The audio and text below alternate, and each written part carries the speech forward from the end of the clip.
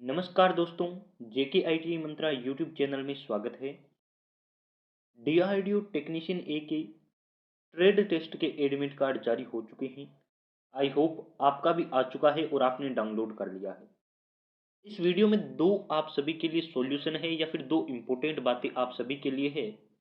एक तो है उनके लिए जिनका एडमिट कार्ड आ चुका है, तो उनको किन किन बातों का ध्यान रखना है, और एक दूसरा है वीडियो के आखिर में आपको बताऊंगा कि जिनका एडमिट कार्ड नहीं आया है उनकी वजह क्या है, किस प्रकार से वो डाउनलोड कर सकते हैं। चलिए शुरुआत करते हैं। आपसे रिक्वेस्ट है, डीआरडीओ के लिए इस चैनल पर आई होप आपने एग्जाम दिया था तब से जुड़ गए होंगे, क्योंकि यदि आपने एक बार भी सही कीवर्ड से डीआरडीओ के बारे में कुछ भी सर्च किया है तो हमारा चैनल नहीं आया है, ऐसा हो ही नहीं सकता। तो यदि आप डीआरडीओ की पहले से तैयारी कर रहे हैं तो आप इस चैनल से जुड़ गए हैं। यदि अभी जुड़े हैं तो भी सब्सक्राइब एंड लाइक शेयर की उम्मीद आपसे है। बहुत बहुत धन्यवाद। चलिए शुरुआत करते हैं। जिनका एडमिट कार्ड आ गया है वो डाउनलोड कर लीजिए। नहीं किया है तो मैंने कल ही वीडियो बनाया किस प्रकार से डाउनलोड कर सकते हैं उस पर। अब देखिए, ये आपको बताना है कि क्या आपको जानकारी रखनी है। किसी बच्चे ने अपना एडमिट कार्ड का स्क्रीनशॉट भेजा है और अपनी जानकारी उसने पर्सनल है इसलिए हाइड कर दी है।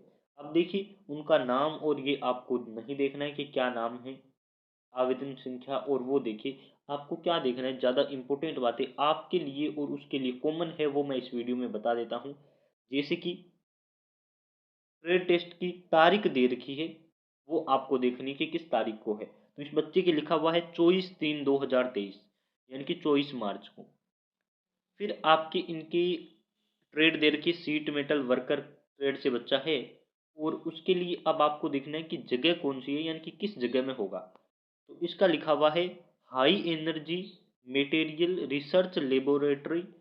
उसके बाद शायद पुणे में इसका एग्जाम है, ये सेंटर इसको दे रखा है। आगे मुझे थोड़ा दिखाई नहीं दिया है इसलिए मैंने पढ़ा नहीं है बीच में। ये इसकी इंफॉर्मेशन है। उसके बाद ट्रेड टेस्ट का टाइम भी दे रखा है इसका 9:30 से 10:30, यानी कि 1 घंटे ट्रेड टेस्ट होना है शायद। मुझे क्लियर दिखता है तो मैं आपको दिखा दूंगा। टाइम दे रखा है 9:30 से 10:30, यानी कि 1 घंटा। उपस्थिति या रिपोर्टिंग टाइम इसको दे रखा है 8:30 बजे।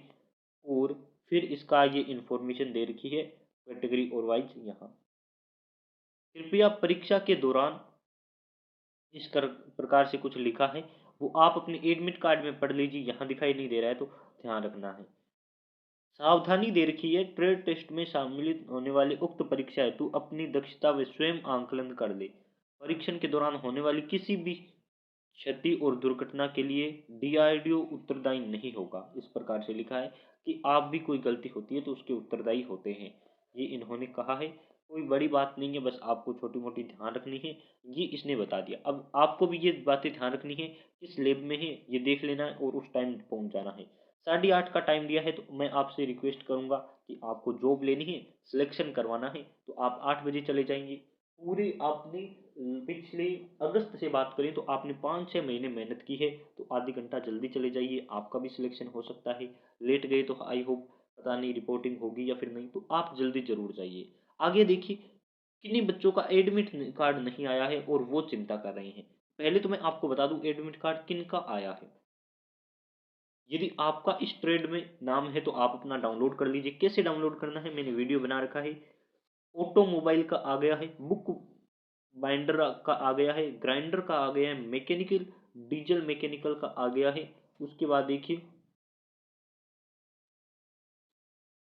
मिल राइट मैकेनिक का आ गया, मोटर मैकेनिक पेंटर, और आपकी फोटोग्राफर का आ गया है। उसके बाद देखिए जो ज़्यादातर बच्चे इस ट्रेड की मुझसे डिमांड कर रही थी, और इस ट्रेड के कुछ बच्चे मेरे ध्यान में भी है। रेफ्रिजरेशन एंड एयर कंडीशन का अभी आ चुका है। सीट मेटल वर्कर का भी आ गया है, और अभी मैंने जो दिखाया था वो बच्चे का सीट मेटल वर्कर का था। तो इन एडमिट कार्ड तो इन ट्रेड के आ गए हैं, लेकिन अब मेन जो ट्रेड थी उनका रह गया है। जैसे कौन कौन सी ट्रेड कहीं, तो आप कहिए कि इलेक्ट्रिशियन का नहीं आया। सबसे ज़्यादा बच्चे उसी ट्रेड के थे और बच्चों ने यही रिक्वेस्ट की है कि इलेक्ट्रिशियन का नहीं आया, तो एक इलेक्ट्रिशियन रह गया।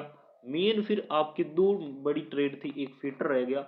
इन ट्रेड का कब आएगा इलेक्ट्रॉनिक मैकेनिक, और इन ट्रेडों का कब आएगा। तो देखिए इसके बारे में मैं जितना नॉलेज रखता हूँ वो मैं आपको बता देता हूँ, क्या-क्या वजह हो सकती है।